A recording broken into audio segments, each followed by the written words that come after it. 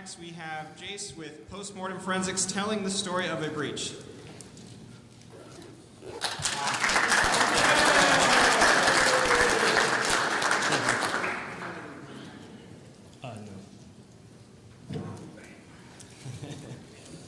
Alright guys, thanks for welcoming me. This is my first convention talk outside of kind of school-sponsored events. And I guess we still don't have video here. I got it. I think I need to just change the settings here. Yeah, this is right at the height that ceiling fans get scary, so not even the microphone works for me. Cool. So again, thanks for welcoming me. This is my first time speaking at a conference, so be easy. So who am I? I'm Jase by day. I'm a consultant. Do incident response stuff, pen test things. Company's worst day is usually my happiest day. Not to be mean, but that's what makes my job interesting. The day I discovered 15,000 compromised endpoints, that was a good day. The day I got 1,700 shells in 24 hours, that was a really good day. By night, I'm an active member of DC 562. I do security conferences, never stop learning. So what this talk is not about is like how to prepare a company's, for a breach investigation, or the policy side, the legal side of incident response, remediating a network post-breach, not going into memory forensics. That's a really wide topic to cover in the scope of this presentation. And I'm not going into Linux or Unix forensics either. Again, those could be their own presentations. I want to keep this somewhat at a high level, and I want to make it so that more wide of an audience is able to understand and benefit from the content of this presentation. So what it will be is the high-level overview of where you might look on a Windows system when faced with the discovery of a malicious actor in your environment, or multiple. Sometimes I'm investigating a breach and there's multiple actors in the environment, all on different missions. So I'm also going to cover how to investigate efficiently by hunting smart, and some specific use cases that commonly apply to incident response, and some tricks I've learned along the way. So some of those are documented in the slides. Some of those I'll just bring up as they come to mind. So forensics this, forensics that. A quick introduction. There's some terms that are thrown around, like post-mortem forensics, dead box forensics. Generally means like you have a system image, the system's offline, and it's been copied. There's also live or triage forensics, which is something that is being used a lot more these days. Generally, the system's still on. You potentially have it on a live network. It's still sending data. And there's also e-discovery forensics. E-discovery forensics is more focused on capturing lots of data, or all the data, from every system in a company for litigation purposes. And while it didn't have a forensic, it was more about file enumeration and document enumeration, et cetera. Back in the day, it is actually using a lot more forensics to try to parse out deleted files and gather stuff. But generally, e-discovery forensics doesn't involve like following a timeline of activity or pivoting off of artifacts. It's more for litigation purposes. So in the world of forensics, you're going to hear these three terms used. And when you think of traditional computer forensics, post-mortem analysis is often what comes to mind. Post-mortem analysis kind of has its roots in like law enforcement, civil and criminal cases, and some consider incident response more of like a live forensics capability, especially since chain of custody is often less of a concern. Some IP comes out of the Netherlands, like who you're gonna arrest. And additionally, speed is of the essence in these cases, because with live forensics, it's much quicker than taking disk images.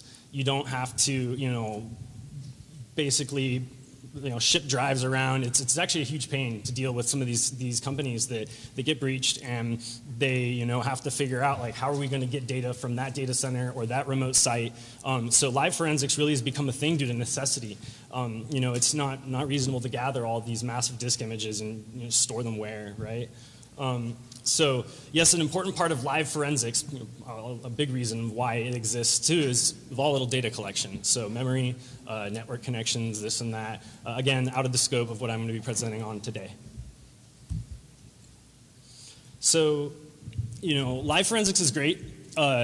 It's quick, you can scope things, but the longer a system's online and running, whether it's live forensics tools running or whether it's normal operations running, the higher chance of forensic artifacts will, that haven't been, gathered or parsed, will have been modified or overwritten. And here's a useless chart that I put together for you that basically details, and it actually works very well. As more stuff happens, things decrease. So, basically, you've got to find that sweet spot where you can scope an incident and you can do live forensics, pull metadata off of endpoints, ultimately trying to get a disk image.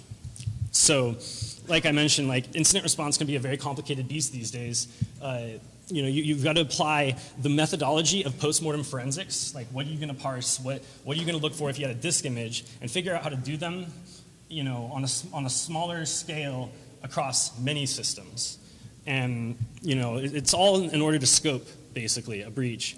But it's got to be done without pulling back too much data. Like say you pull back the entire Windows registry, it could be hundreds of megabytes. It's unfeasible if you have 100,000 systems, which is becoming the norm at companies these days.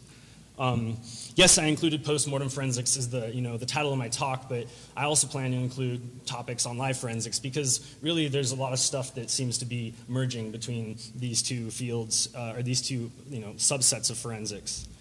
So let's dive into some forensic artifacts. Files that executed are a good place to start. So in Windows, there's the Application Compatibility Engine. Basically, it's a lot of people call it Shim cache, shimming up a door. It exists to prevent software in Windows from breaking due to upgrades or changes in Windows. Backwards compatibility is really the goal here, and if you've ever opened up or right-clicked the file and gone to properties and running compatibility mode for Windows XP or whatever, that's the Shim engine or the application compatibility engine that runs that. And it's achieved by API hooking, redirects API calls from Windows alternative code, and then redirects to the Shim code. Microsoft's Emmet, the Enhanced Mitigation Experience Toolkit, is actually that's how it works. It uses the shimming process to protect and detect. And the thing about the application compatibility engine is even if you don't right-click a program and say run in compatibility mode for whatever, it always tracks what's executing, whether you like it or not. So it's great for forensic investigators. Some other parts of the application compatibility engine include the recent file cache. It's located in the .bcf file in the path you see up on the screen. It's usually available on Windows 8 and on. It's really a temporary storage of executed applications. They could be either classified as new programs, downloaded or copied, or the first run of a known program that was already on disk. This artifact rolls really quickly. It's volatile. It can be reset really easily. So it's not the best artifact to rely on, but I've absolutely had leads from this artifact if it's been recent to the breach. So Shim cache is probably one of the more well-known artifacts of the application compatibility engine. It's located within the system registry hive. The location differs between XP 2003 and everything else. And it contains basically program execution and Shim details. It's much more extensive than the recent file cache, and it's lower volatility too. So 1,024 entries. I think all the most recent operating systems like Vista, or I think Windows 7 and on are 1,024. Don't quote me on that. But basically, it'll store the path, the file name, the last modified timestamp of that file. Not the created, the last modified, which is useful, but it can also send you astray sometimes, which I'll go into later. And then it stores some other values which vary by operating system. So back in the XP days, it stored, and still on XP, it still stores, like, I think the last update time of the file, but it doesn't store a flag that says whether the file executed or not. In newer versions of Windows, it doesn't store the last update time for the registry key, but it stores an execute flag, which is basically true or false. Did it execute? And now in Windows 10, they've removed that execute flag. Basically how forensics and incident response works is people reverse engineering Windows to try to figure out how is this working, because Microsoft isn't always documenting these things. When you parse Shim cache, this is Mandiant's Shim cache parser, works really well. It's one of many tools out there. It was run against a system that got hit with ransomware through brute forcing over RDP, an old IT support client that I had. And you'll see this is, I think this system was a Vista or Windows, probably Windows 7. So you'll see the last update time is not there because Windows 7 doesn't store it, but you have the last modified time, the path to the file, file size is another thing that used to be stored, and the exec flag, so did it execute? This actually is a really useful artifact because if something executed, you probably want to know about it in the scope of a breach. So, anyone see anything in there that looks suspicious? Where is svc host.exe supposed to live? See Windows System 32? Yeah. Yeah. So, and I'm sure that mobile chore bandbot2.exe is not good. So anyway, really useful artifact. One thing that's an actual interesting use case that I've run into several times, when I first saw it, I couldn't explain it and I kind of ignored it. And then when I saw it again, I dug into it and I found out that you have this execute flag here. And if it's an exe, it can execute. If it's a DLL, DLLs don't execute. Text files, INI files, .log, .bat, they can all show up in Shim cache. Microsoft or Windows is this enigma that does things in certain ways. So, what I take away from it is that Shim cache will watch what executes out of a directory, and it'll cache other files in that same directory. So, actually, you can get some interesting leads when you look for batch scripts or text files or certain things in random directories that show up in Shim cache. But one thing that I ran into was an INI file that had the exec flag of true. And that really was weird to me. The file was no longer on disk. The actors had erased it, clearly. Later testing revealed that if you rename an executable .pdf and you go cmd.exe/c and run it as like a child process, it'll interpret that .pdf file as an executable if it is an executable. So if you actually do some kind of clever querying, say you get all this Shim cache data in a database, and you can write a query that's like, show me all Shim cache entries that have an exec flag of true but are not EXEs. That's actually some really interesting lead-based hunting that you can do. Again, I will warn you that it's very false positive prone because random programs run as .temp files through various methods. So again, Windows is kind of a mess, but there's a lot of forensic artifacts. So another artifact that's really awesome is Amcache. Again, this is an execution artifact. And it was introduced Windows 8 and Server 2012 and on. I think that it might have been backported to Windows 7 through certain versions of Windows 7 through updates, but I'm not sure. So this is the location. The crazy thing about Amcache is it's like Shim cache on steroids. Here's an example of like what it stores.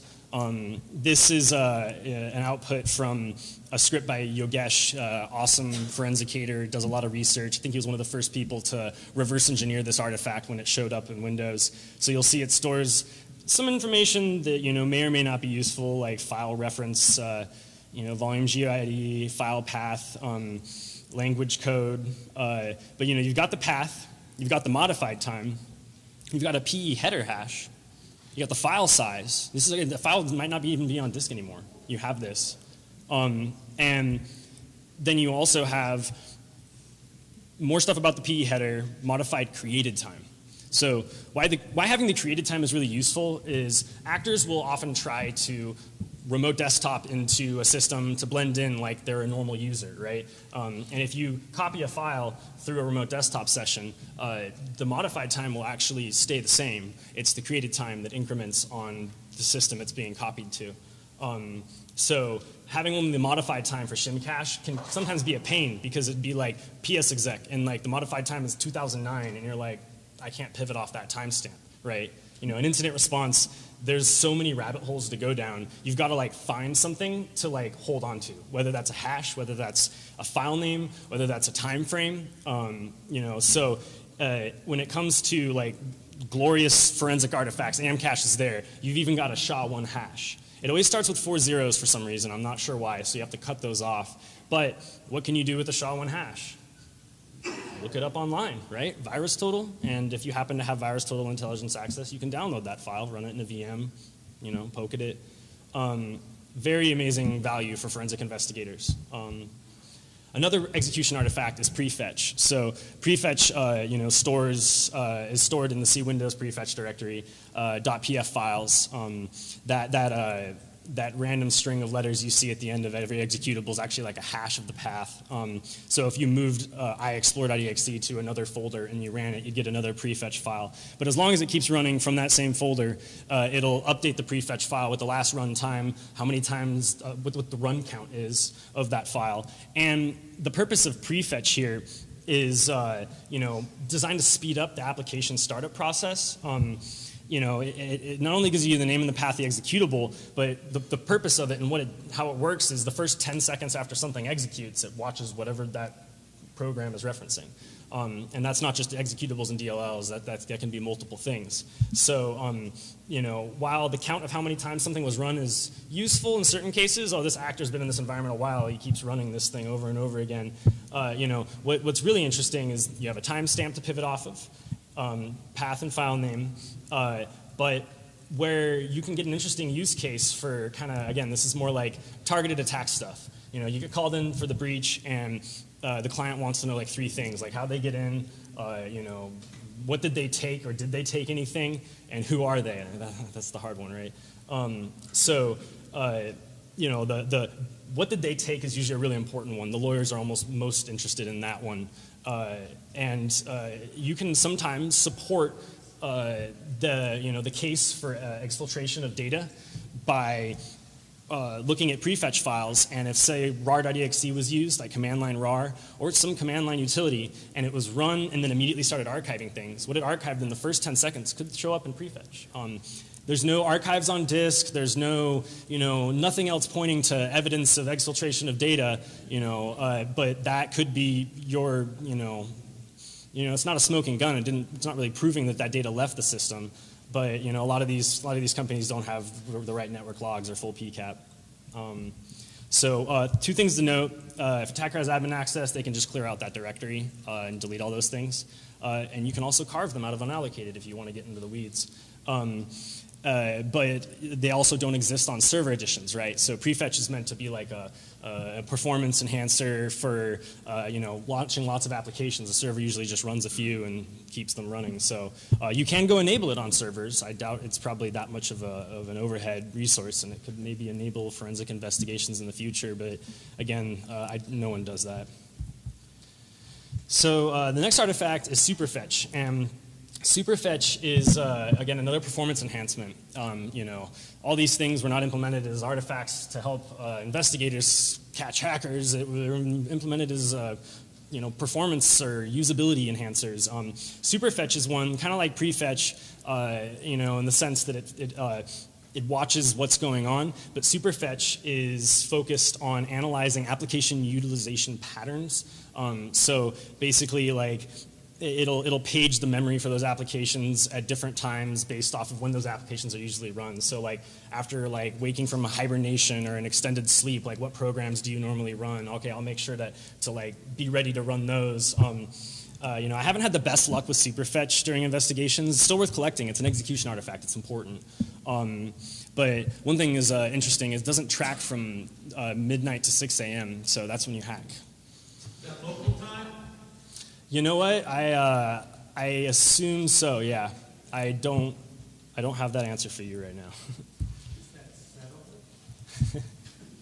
Good question, actually, right? On to another area where execution artifacts exist, and I would probably only be able to cover like nearly all the execution artifacts you can find in Windows, but I'm trying to get to the most important ones. So the NTUSER.DAT file is created within the root of each user's profile directory. So C users or C documents and settings, username, NTUSER.DAT. And it's mapped to the H key, current user registry key. If you ever run regedit, that's what you see. It holds a wealth of information regarding what a specific user account has done on a system. Mostly related to stuff, interaction with the graphical, the Windows GUI, Explorer.exe. You first log in, like say remote desktop or at your keyboard to a system with an account you've never logged in before. The NTUSER.DAT, well, the user folder is created, then the NTUSER.DAT, and then all the things that, your start menu items, this and that. So you can actually use the NTUSER.DAT's creation time to track lateral movement. If John or Mary logs into this host most days, and then suddenly they start logging into 12 other hosts, that that's probably something you care about, and that's a great way to tell. Of course, if doing it via command line, that wouldn't work. With this artifact, you have specific to execution. You have the user assist key. Again, this is GUI-based programs launched from the Windows desktop, so you got to be logged in from a graphical session generally, user assist, they're stored in ROT13 in the registry. I don't know why, but they are. There's lots of tools to decode that and see what someone ran during a session. There's also last visited MRU. Anything MRU is most recently used. Again, Windows is really good at remembering like what things you've clicked on and recommending like the same folder you saved a file in last time. It's all about usability. So it's stored here in this registry key, and it basically recently used applications and the last path those applications used to open a file. So common paths, like I mentioned, autocomplete. There's another key called run MRU. Now, this might not necessarily be an execution artifact if someone just typed in C:/ and hit enter. It would just open up the Explorer at the root of C. But if someone types an executable in here, services.msc or anything like, it technically that is an evidence of execution, but it can hold a lot more. So again, run blocks via start menu. The registry so the thing about the registry that's awesome is that every key has a write time associated with it, and you can pivot off that, right? Like I mentioned, everything in forensics and incident response is very focused on not going down too many rabbit holes and spending 6 hours chasing some ghost that was actually not bad, and it was just like HP software that looked like malware.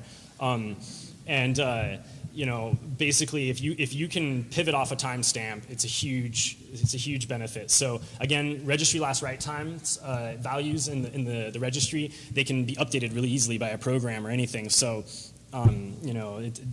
they're definitely volatile, I guess, in how modifiable they are. But Windows follows a generally predictable set of actions when it updates certain types of things. So in terms of this artifact, I think it stores the last 10 run values. And if you ever open up the run prompt and you hit the drop down, you see those there. That's where it's loading them from. So there's another one called MUI cache, and this one, again, XP, Vista, and on separate locations. When a new application is launched through Explorer.exe, kind of like user assist, Windows queries the version resource of the exe file and extracts the application name, storing it for use later. Another execution artifact. Registry keys associated with it can be useful too. But there's more. These aren't execution artifacts. These are, artifacts that are maybe more related to file opening and saving. So the open save MRU, again, it's what it populates this drop-down. You've probably seen this all over Windows. You just didn't realize it was tracked somewhere. So again, tracks files that have been opened. Really interesting because attackers are usually pretty good about deleting their files off disk. So this can really give you some leads to what's happening. So I'm going to move on to like file-based artifacts now. One thing that's really useful for forensic investigations, more specific to post-mortem forensics when you have a full disk image, is the master file table. It's basically a database of all the files on disk, files and directories for NT file systems, generally what Windows is installed on. And it's meant to track everything related to these files and directories, and it has a whole bunch of stuff, like if you've ever had bad clusters show up, like it has an attribute for that. It has all these attributes, but when, I don't want to get into the weeds of, the structure of the master file table. I want to tell you, what would you care about if you're dealing with a breach related to the master file table? Well, there's some timestamps in there, and these timestamps are, there's 8 of them total, and 4 of them are the standard information attribute timestamps, and 4 of them are the file name timestamps. And then, of course, there's a file path, and there's records for deleted files that haven't been overwritten. So with the standard information timestamps, those are editable by the Windows Win32 API. So when you right-click a file, or when you just open it up in Explorer and you see like created modified access, those are the 3 timestamps that are exposed to you in Windows for files and folders. Those timestamps are really easily changed. Any program can increment them. You can increment them. While the file name timestamps, you need raw disk read access to increment those, and it's got to be a rootkit or something, right? The thing that's interesting though is some of the use cases for trying to find badness related to timestamps in the master file table is with modified, created, and accessed. That's only 3. What was the 4th one for both standard info and file name? That's the entry modified timestamp. So if you change a file name, that doesn't change the contents of the file. If you hash the file, it's still the same, right? So if you change the file name, that's the metadata of the file, and that's the entry modified timestamp. So it's basically the MFT records timestamp of like when it was last changed. Attackers that implement like time stomping, trying to drop a file and then like time stomp it back to 2009 to make it not look like it's in the time frame to you. I think it's less so these days, but if they forget to stomp back the entry modified, that's something you could pivot off of. Again, false positive prone, but something to know. And same thing with the file name timestamp. If you have the entry modified for the file name timestamp being different, something to pivot off of. Again, pretty false positive prone. But one other way that you can also attempt to maybe detect time stomping is the master file table stores the timestamps to a millisecond resolution, so 3 digits. And again, people that write time stomping tools that aren't thinking, they'll just stomp them back to zeros. And again, normal files can have 0.000 if a program created it that way. But it's an interesting line of thinking. When you're dealing with incident response and trying to take any lead you can get. If you're going to be doing like live forensics, parsing things in smaller amounts, the master file table is huge. It's it's hundreds of megabytes, and you're not going to pull that entire thing back to from every system. So if you're going to do something, it'd be parse it for deleted files, and then enumerate what's on disk still, because the master file table, as you see, like has a lot of things in it. So now, one of the the Analyze MFT is a tool that I've used for a while, and it actually has flags for this, the millisecond resolution being zeros, or the entry modified timestamps being, the file name timestamps being much more recent than the standard info. Again, the ones that are really hard to stomp back versus the ones that are easy. So that has flags for those. But one thing that's really important in incident response and forensics is you don't want to always use one tool, because sometimes they have problems. So Maria DeGrazia actually did some awesome analysis a couple years back of the 4 of the more widely used MFT parsers. and these were her findings. So I'll analyze MFT, which I used for a long time. Only takes 11 minutes to parse. She found that MFT dump, has more consistent results and also takes less time to parse, but it's not open source. So anyway, just word to the wise: if you're going to be parsing these things, post-mortem forensics, like at home or off a disk image, you've got to try multiple tools to make sure that your results are lining up. So still on the kind of the line of thinking of like file-based artifacts or stuff that was on disk that might no longer be there. Some really useful artifacts include shell bags. So if you plug in a flash drive and you browse like to 6 folders deep, and then you do, copy whatever file you're going to do, and then you just take out the flash drive and burn it, Windows actually has logged the name of every folder that you've gone to, and the name of the flash drive and serial number, amongst other things. And shellbags is actually a really awesome artifact. Again, think graphical, right? Attackers want to blend in. They want to, RDP around. They want to look like your users. You can enumerate what they looked at. This is just a screenshot of Eric Zimmerman, who also writes a lot of great forensics tools. I recommend you check his stuff out. This is his registry explorer, and he's looking at the MRU subkeys. So kind of looks like a mess, and it is, when you look at it this way. But when you get like scripts or tools to parse this stuff out, understanding the data structure is great.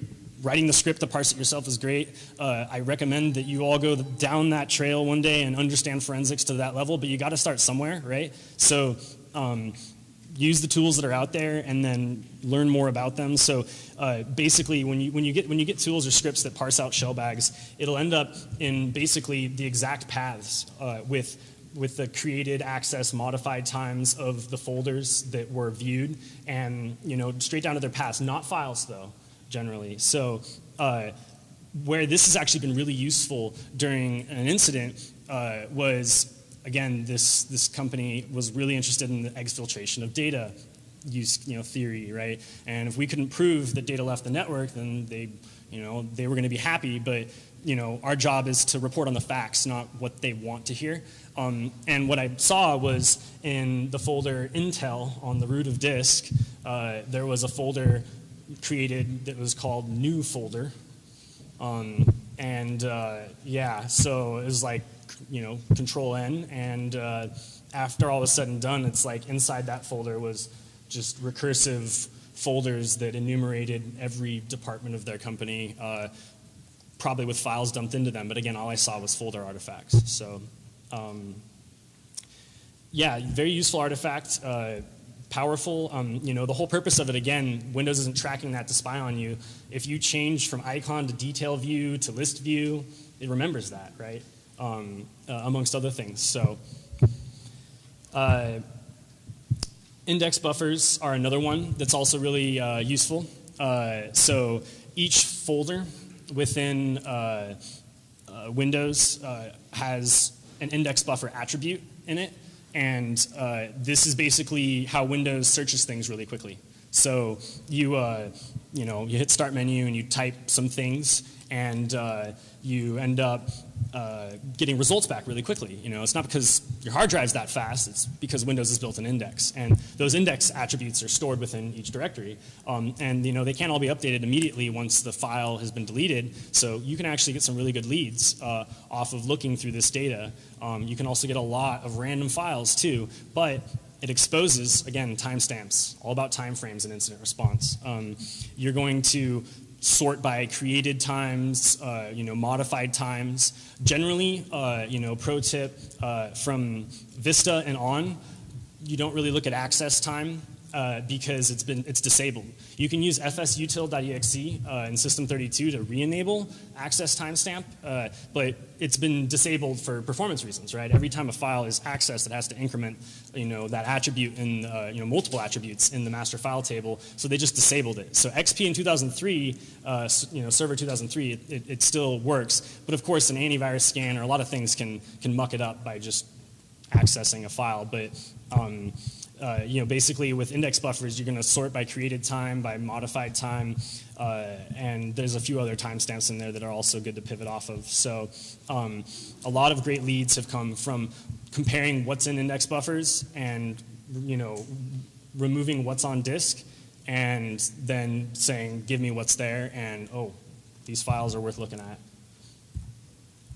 So again, I guess everything I just said, right? So NTFS file systems track the contents of folders, creates an index of files on disk, and the exfiltration of data. So I guess where that's been useful is you see if some like file, .7z or .rar in a directory you knew the attacker was using to stage their stuff. That you carve for archives on unallocated, you try to find any other means you can, and you're just not finding anything. But it's like, if that archive was there and it's been deleted, it's probably a good chance that it left the network. We can only make the best case we can with the data that's available. It's almost kind of like just-in-time forensics, and when it comes to incident response, you try to build a story that supports what you're looking at versus, maybe in law enforcement forensics where it's like your story's got to be exact or it can get thrown out. So another really awesome artifact that you should keep track of is Lnk Files. So, Lnk Files, shortcut files. Why do they matter so much? They store a ridiculous amount of data. Not only do they have created modified access time for the Lnk file itself, but they have it for the target file that it's pointing to. And you'd be surprised where in Windows these things are created. As you start clicking through programs or files in Windows Explorer, it starts to create recent file artifacts, and those are all Lnk files. You go launch a program and it shows up at the top of the start menu because you've launched it enough times. That's actually not the program. It's not the executable. It's a Lnk file to it. So again, like I mentioned, the whole NTUSER.DAT stuff. The creation of that's evident of a graphical logon generally. After that NTUSER.DAT creation, you'll see a whole slew of Lnk file creations. You have to learn to ignore those. Yes, it just supports that a graphical logon happened, but then what you do is you see anything that has recent in the path for Lnk files. If you can get all this data in a database and query it and just say, show me anything that's a Lnk file that has recent in the path, bam, you've just looked at everything the attacker was doing through a graphical session. It's actually really powerful. And I've even had success with being able to see browsing to network shares through the Windows Explorer. And you'll see that the Lnk files being created, in recent, like we have here in this path. But on the target file that it's pointing to, everything will start with a backslash, because they're browsing, across the domain or network shares and stuff like that. So I've had great success just writing queries that be like, show me anything that's a Lnk file and starts with 2 backslashes. Bam, all the stuff the attacker did browsing around. So event logs. There's a lot of stuff going on in event logs. It's a huge mess of data, and it can be hard to sift through, but it's super useful, especially if you can parse it out of unallocated. I know that some of the guys at Mandiant have done great work, behind developing tools for that stuff. And some interesting event IDs, include 4648. So that's a log.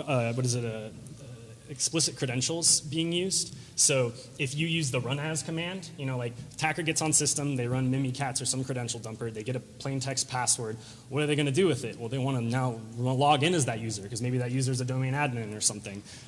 So you can use the run as command or various other ways to say, I might be logged in as this user, but I want to log in as this user with that password.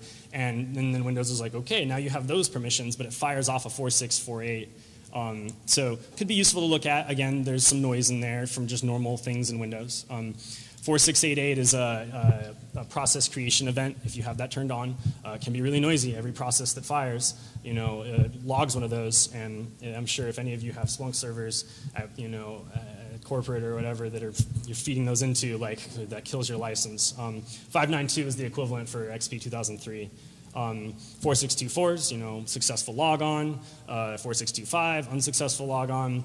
Logon types are also an important thing. So specific to like logon events, all the security, generally stuff in the security event log is what has these.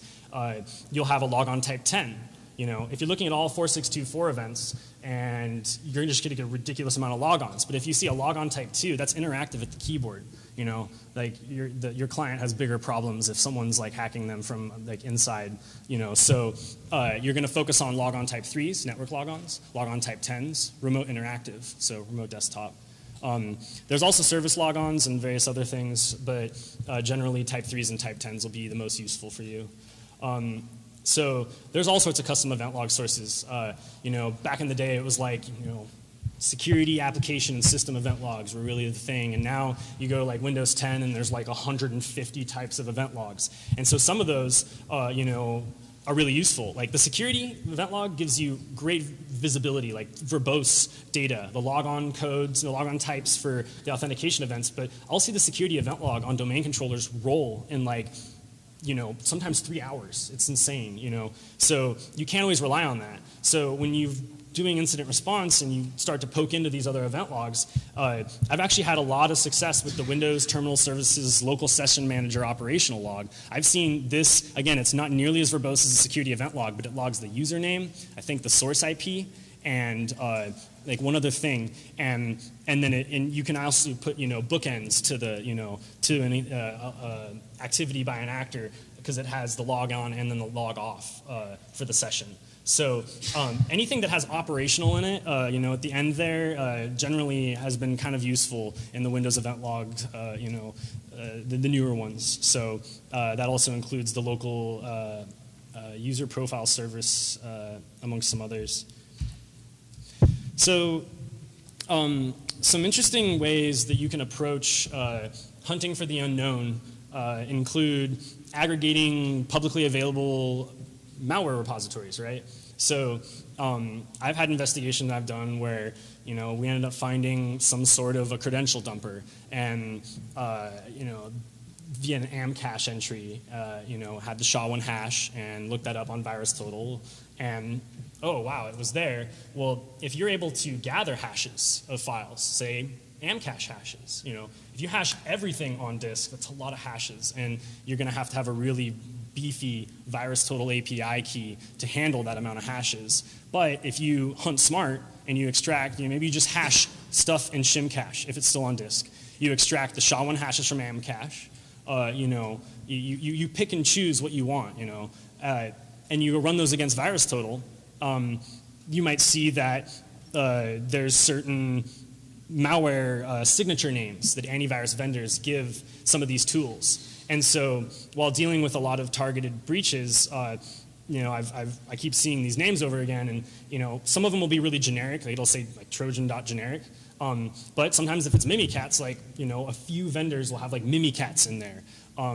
And so as time goes on, you start to see like what are attackers using? I see remote admin a lot. PS exec. That's not bad. It's a sysadmin tool, but attackers use it all the time. So you can actually pivot off those things. And based off of this, result key, like say you had this data in a database somewhere, you could query it. And in this case, I've seen risk tool is usually where risk shows up, be a really useful one.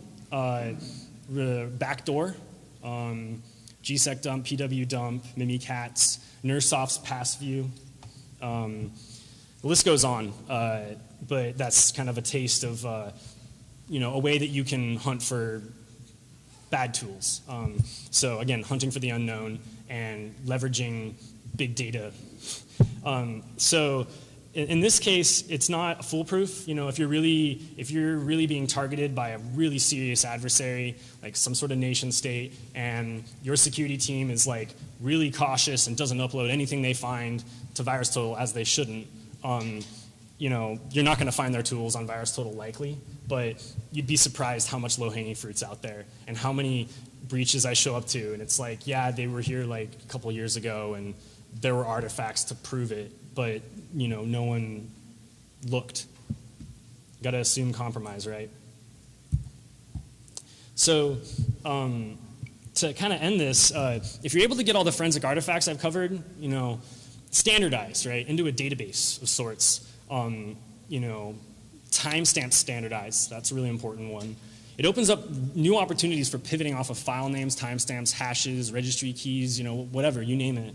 I've had really good success, having a bunch of artifacts in a database, kind of, uniformly formatted, and searching for something that I found in Shim across every other forensic artifact.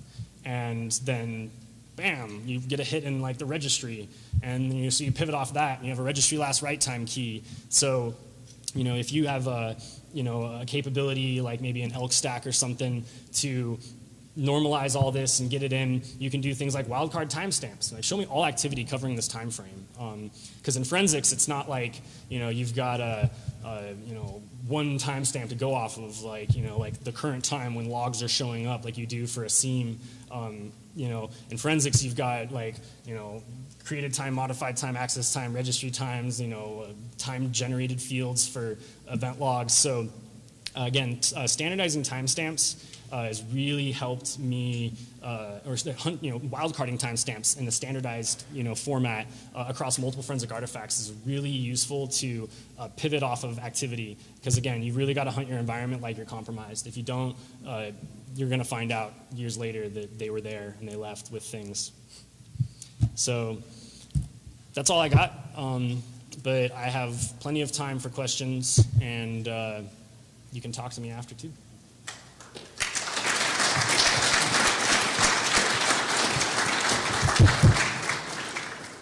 Any questions? Information overload. Oh.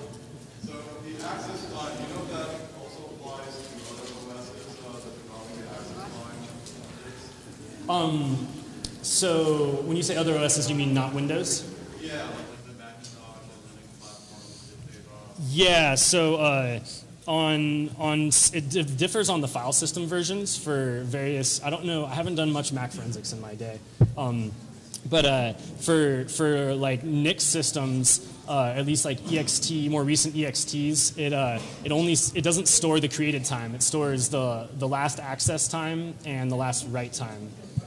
So again, that's the thing. That's what makes forensics so hard in certain aspects, is because there's so many different file systems across versions. Cool. What's up? You see this hacker is actually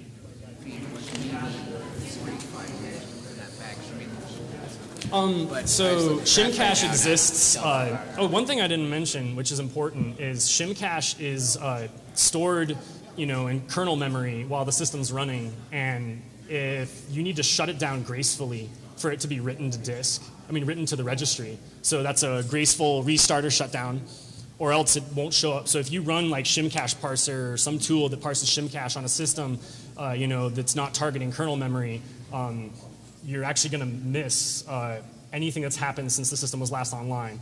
Might not be a big deal for a workstation, but for a server that has like an uptime of 300 days, which is the entire scope of the breach, that matters. But that being said, with Shimcache, like since it's kernel memory, you can't just go delete it. You probably end up blue screening Windows. Someone at FireEye actually wrote a tool to dump Shimcache from kernel memory without a graceful shutdown, but you need a signed driver and all that stuff because Windows has those restrictions. So now I've thought of something for like anti-forensics purposes in terms of like Shimcache, 1,024 entries, right? The last modified time is updated, and if the path is different, it'll probably add a new entry into that 1,024, right? So what if you wrote a tool called like ShimBomb that just like executed iterations of things 1,024 times? I don't know. It sounds really noisy, but yeah. So that's my contribution to anti-forensics in terms of Shimcache. Any other questions? You mentioned that it was a bad idea to upload things to virus. So like on red team engagements, it's pretty standard to watch where our callbacks come from, and if like a callback is like abnormal, like a host name that doesn't match their naming scheme or something, you know, or something just seems off, or just out of habit, hash your attachments you fish with or whatever payloads you have, and just check virus total for them periodically, right? And if they show up there, that means their security team is probably onto you, or they maybe have carbon black auto uploading or something like that. You know, and that usually is an indicator. I'm going to log into the shells I do have, and I'm going to change my persistence. I'm going to change all my TTPs. I'm going to lay low, or I'm going to steal a bunch of stuff because they're kicking me out. Like, you know, so in terms of virus total stuff, yeah, you know, public can look up hashes on it. Public can't download the files, but yeah, that's the thing about virus total is it's a useful tool, but you also have got to understand the risks of uploading things to it. Especially companies that, you know, just have auto upload mechanisms. So, yes. For the Shim hash stuff, so if the attacker were to like force an ungraceful reboot or an ungraceful shutdown, then there's no way to get that information. I think that would prevent it from being written to the system hive of the registry.